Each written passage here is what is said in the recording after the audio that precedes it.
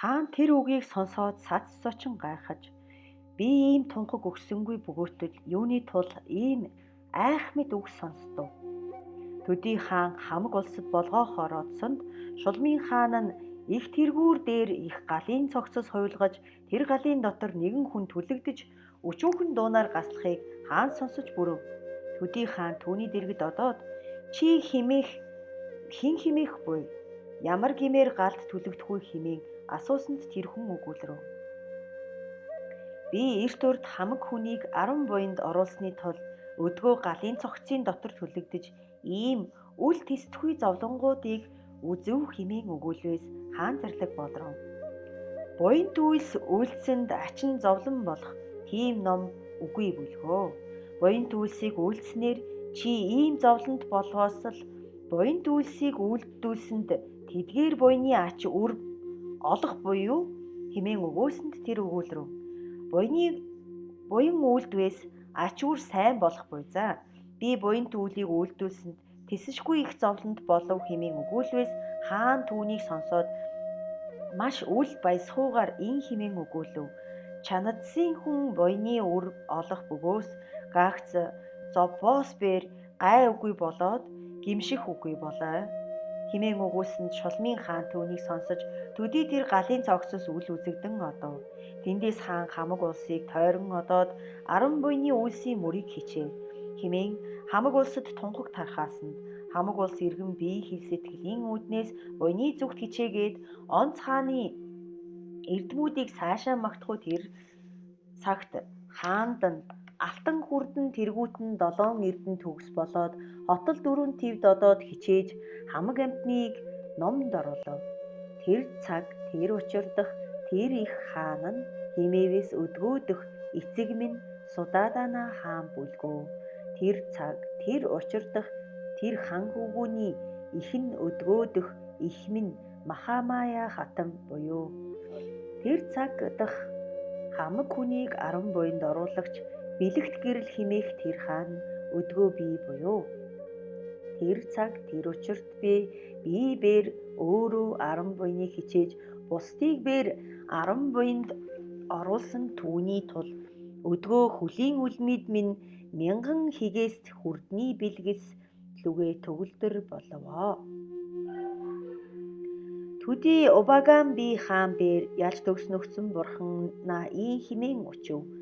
Тэртэг нарын 6 багш согтуурагч Мунгахаа түүдэж өөрийн чинээгээ үл мэдээд ол зомог ба алдарт тачааж найдангуй сэтгэл төрж бурхан лугаа рид тэнсэлтий химэн өчөөд ялж төгснөгцөн бурхан нэгэн рид үзүүлвээс бид хоёр үзүүлсүгэ химээх тэргүүтэн олон өгүүлсэн л бөгөөс өдгөө ялж төгснөгцөн бурхан сэтгэж үл барах тийм рид хувилгаан үзүүлбээс бээр тэртэг нарын 6 багш ганцхан ридийн төдий бээр үзүүлж ис чадаад айн чичингүрж усан дунаж өгсөн эдгээр нь сэтгэвээс халдашгүй бурханд халдав химэн сэтгэмүй химэн өчвөөс бурхан зарлаг болроо.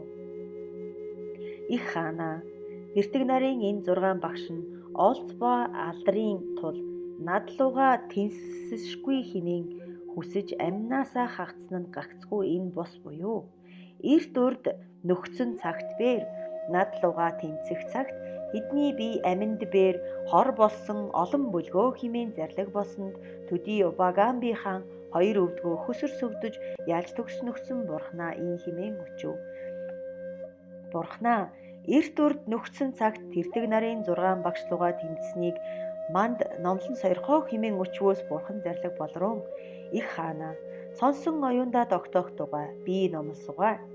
Эрт урд цаггүй тоо томшгүй галвын урд нь энэ замбуу твд 500 өчүүхэн хаадыг эзлэгч Махасагула нэрт их хаан бүлгөө.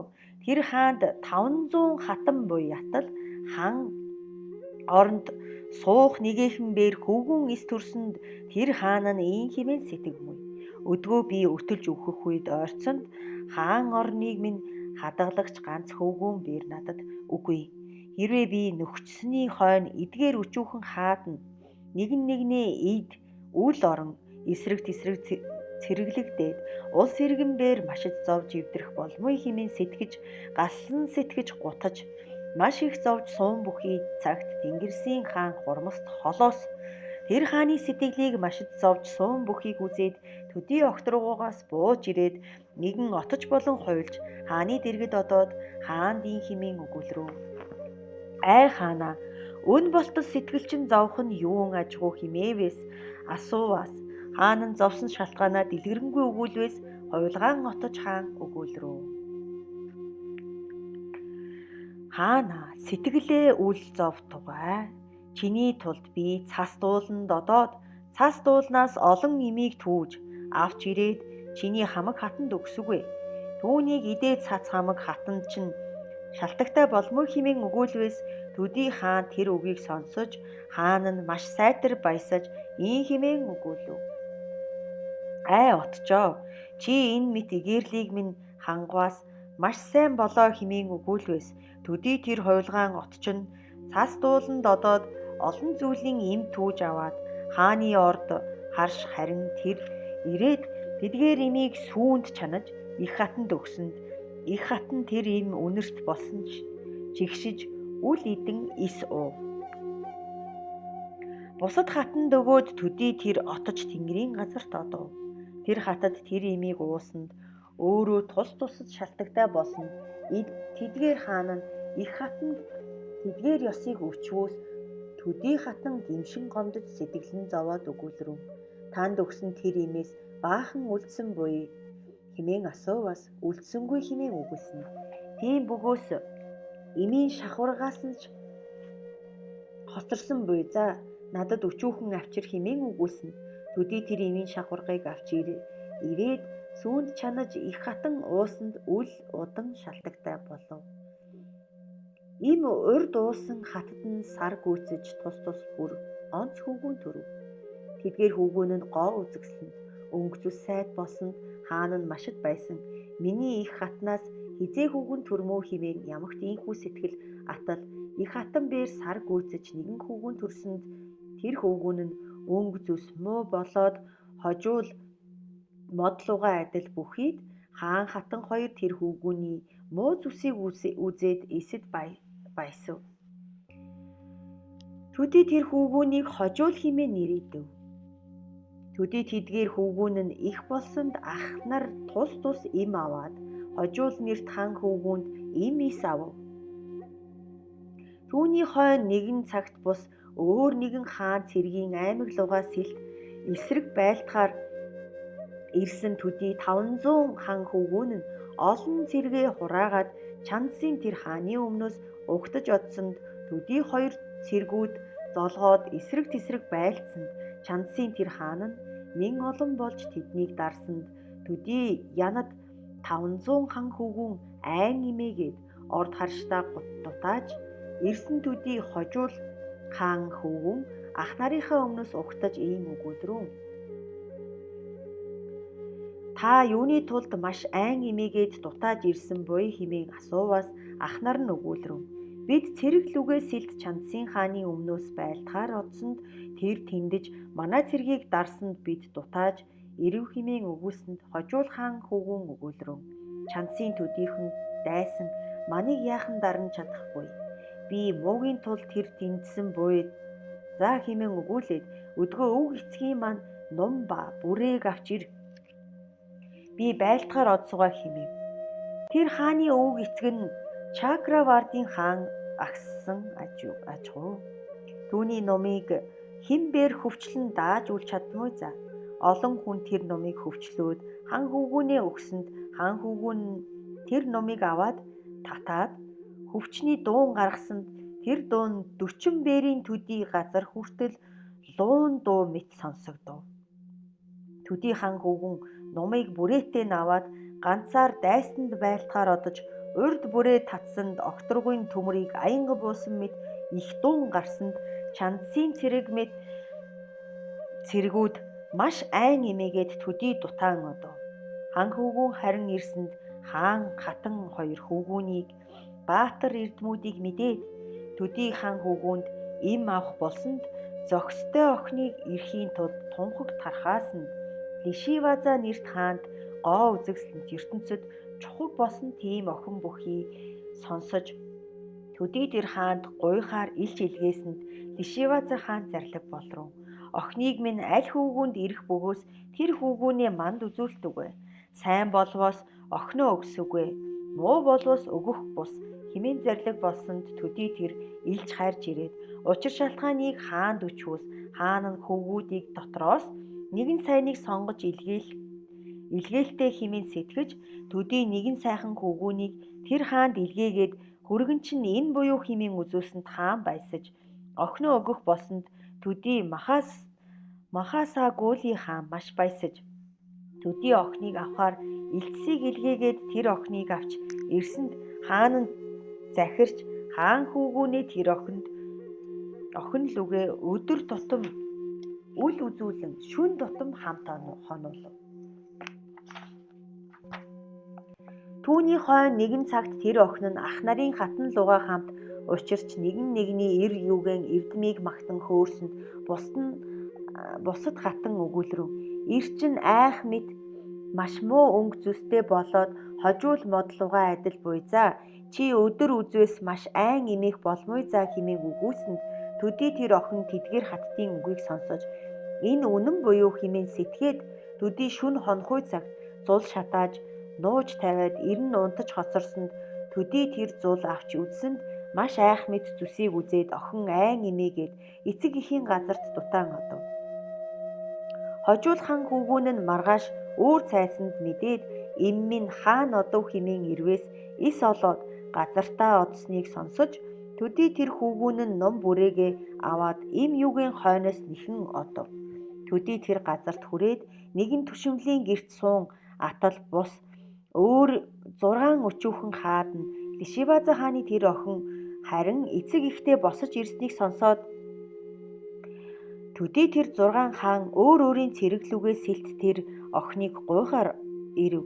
Тэр цагт Лишиваза хаан сэтгэл нь маш зовж хамаг түшмдээ хурааж ин өгүүлв. Түшмдээ хэрвээ энэ охиныг минь нэгэн хаанд өгвөөс нэг нь үл таалмай хэрүүл болмой. Өдгөө хэрхвээс энэ дайсныг хариулан чадмуу хэмээн зөвлөсөнд нэгэн түшмэл нь энэ охиныг 6 хэсэг болгон тэдгээр 6 хаанд өгвөөс сайн болмоо хэмээн өгүүлвээс зарим түшмэд үүнийг буруу шааж ин өгүүлрэв. Өдгөө энэ цэргүүдийг хэн хариулан чадваас охиноо тэр хүнд өгөөд улсаа заримыг өгвөөс сайн болмоо хэмээн өгүүлсэнд хаан бэр тэдний үгсийг зөвшөөрж улсад тунхагт харахаасанд түүнийг хожуул хан хүүгүүн сонсоод ном бүрээгээ авч балгасны гадна дайсны цэргүүд хаан бүхий тэнд одоод бүрээ татаад номын хөвчний дуун гаргасан чандсын хамаг цэргүүд тэр дууныг сонсоод машид айн эмээгээд хөдлөн ис чадав. Төдий тэр хаан хүүгүүн тэдгээр цэргийн дотор ороод 6 хаадын тэргүүдийг огтолж ёст малгасыг аваад цэргүүдийг нь оруулав. Төдий Лишиваза хаан машид баясаад түүнд охиноо өгч хам болгон өргөөд тэр 6 хааны төр ёс ба улс цэргүүдийг нь хан хүүгүнд өгсөнд төдий тэр хан хүүгүн тэр бүгдийг өөрийн хатан лугаас сэлт газарт авч харж ирэв. Эцэг хаан нь хүүгүүнээ харж ирэхийг сонсоод хаан нөхөд сэлт өмнөөс нь угтан авч ирээд төдий тэр хүүгүүнийг хан оронд суулгаваас хан хүүгүн ис болж урд ёсоор өөрийн хатан лугаа хамт харштаа сув. Нэгэн цагт тэр хан хүүгүн хатанда би чи намайг алсаж газартаа одсны шалтгаан юун буй хэмээн асууваас хатан нь өгүүлрэв. Чиний муу өнгө зүсийг үзээд энэ хүн бус буюу хэмээн машид айж газартаа одлоо. Төдий тэр хан хүүгүн толь аваад толинд өөрийн муу зүс өнгийг үзээд өөрийн биеэ голж ийм биетэй байснаас үхэхээс сайн буй за хэмээн сэтгээд төдий нэгэн ой дотор одоод үхэхийг завдсан Тэнгэрсийн хаан хурмас түүнийг холоос үзээд үтэр түргэн түүний дэргэд ирээд ийн өгүүлрэв. Ай хүүгүн юуны тулд үхмүй чи хэмээн асууваас төдий тэр хан хүүгүн урд учир шалтгаанаа дэлгэрэнгүй өгүүлсэнд хурмас өгүүлрэв. Ай хүүгүн түүний арга надад буй. Чи бүү үх хэмээгээд нэгэн чандман эрднийг өгөөд ийн сойрхов. Ай хүүгүн чи энэ чандманыг оройдоо зүүвээс надтай адил гоо үзэгсэнд өнгө зүс сайтай болоо буй хэмээн өгүүлсэнд төдий тэр хан хүүгүн тэр чандманыг оройдоо зүүгээд цац өөрийн биеэ сайхан болсныг мэдээд харштаа одоод нум ба бүрээ юугэн аваад гаднаа наадан Одгууд хатан нь түүнийг эс таниад ийн хэмээн өгүүлрэн ай хүн чи хэн бэ? Эдэнд гар бүүхүр эрмэн ирээд чамайг алах болов заа хэмээн өгүүлвэс тэр өгүүлрэн ир чинь би бус буюу хэмээн өгүүлсэнд хатан нь эс итгэж ийн өгүүлрүү миний ир маш айх мэд муу зүстгүүлгөө чи ийм сайхан хүн миний ир бус буюу хэмээн өгүүлвэс төдий тэр хан хөвгүн оройд дах чандман юугаан авбаас урд мэд муу өнгө зүст болсонд төдий итгэж маш баясаад ийн хэмээн өгүүлв. Ийм болсон шалтгаан чинь юу хэмээн асууваас тэр хан хөвгүүн нь тийм болсон шалтгаанаа хатандаа дэлгэрэнгүй өгүүлвэс түүнээс хоошид ир им хоёр зогсон амаргалав. Тэр хан хөвгүүний хожуул нэрийг арилжиж Шолошана хэмээн хөвгүүн хэмээн нэрийдэв. Тэндээс бас нэгэн цагт тэр хан хөвгүүн ийн сэтгэг мөй би тусдаа нэгэн орд харш үүдэн босох сугаа хэмээн сэтгэж тэгш болоод агуу их тийм нэгэн тэгш газарт одоод улстаа. Та энэ оронд нэгэн өндөр харш босох сугаа хэмээн захирсанд дөрвөн лусын хаан хүм боллон ховилж ирээд ийн өчрөв. Ай хаан чи энд орд харш босгох бөгөөс шороогоор барих буюу ямраар барих буюу хэмээн асуусанд Шолошана хан хөвгүн өгүүлрв. Шороогоор барих буюу хэмээн өгүүлвэс дөрвөн лусын хаан нь эрднэр үл барих чинь юун буй хэмээн өгүүлсэнд хан хөвгүүн нь өгүүлрв. Их орд харш барих ийм эрдэнсийг хаанаас олмой хэмээн өгүүлвэс тэр дөрвөн лусын хаан чи эрдэнсээр барих бөгөөс эрдэнсийг бид өгсөгвэ хэмээн өгүүлээд тэр орныг дөрвөн зүгт дөрвөн булаг хувилгаад ийн өгүүлрв. Ай хаан дорнод булгаас ус авч хийвээс биндря болё. Өмнөд булгаас авч хийвээс алт болё. Өрнөд булгаас авч хийвээс мөнгө болё. Умард булгаас ус авч хийвээс болор болё хэмээн өгүүлсэнд хан хөвгүүн бээр тэдний өгүүлсэн ёсоор булгаас ус аваад тойрон 400 бээрийн төдий орд харш барив. Түүний тэр орд харшийн дотор 40 бээрийн төдий орд харш босгов. Хотын дөрвөн их тэргүүрт олон байшин бариад модон эрднээр бүтсэн тунгалаг усыг урсгав. Түүний орд харш нь Тэнгэрийн орд харшлуугаа адил болов. Тэр орд харш нь дөрвөн зүйл эрдэнсээр бүтсэн болоо. Бүтээд сац тэр хаан 7 эрднэр өөрөө төгсөж 4 твийг эзлээд 4 твийн хамаг амьтныг буйны үйлд оруулваа. Их хаана тэр цаг тэр учирдах Махасэгүли хаан нь өдгөөгийн эцэг минь Судадана хаан бүлгөө.